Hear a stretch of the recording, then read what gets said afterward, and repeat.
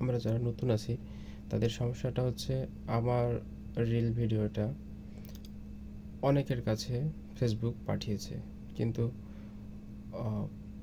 তারা কি করেছে, তারা স্কিপ করে চলে গিয়েছে।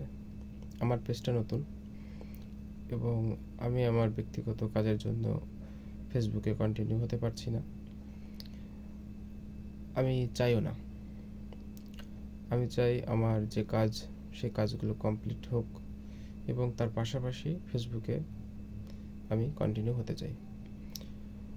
আমি পরপর গেল গত সপ্তাহ থেকে ট্রাই করতেছিলাম যে কয়েকটা রিল ভিডিও এবং ছবি পোস্টের মাধ্যমে আবার আমার পেজটাকে রানিং করার, কিন্তু সেখানে একটা প্রবলেম হচ্ছে যে আমার ভিডিও, আমার রিলস ফেসবুক অন্যান্য সবার সামনে দিচ্ছে, কিন্তু সেখানে ভিউ খুবই কম হচ্ছে। যেমন একটা উদাহরণ দিই,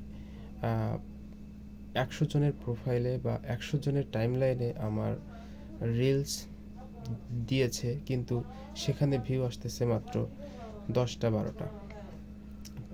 এর মাধ্যমে ফেসবুক এটাই বুঝতে পারছে যে আসলে আমার ভিডিওগুলো তারা অডিয়েন্স পছন্দ করছে না।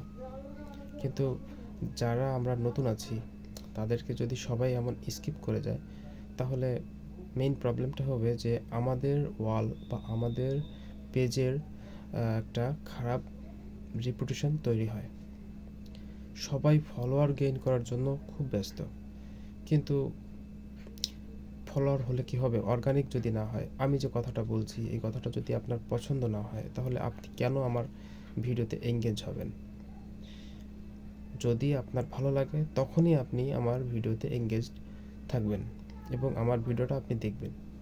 কিন্তু সবাই কেমন যেন একটা কি বলবো, অলিক আলেয়ার পিছনে দৌড়াচ্ছে। আবার কেউ ট্রেন্ডিং যে বিষয়গুলো আছে সেইগুলো নিয়ে কথা বলছে।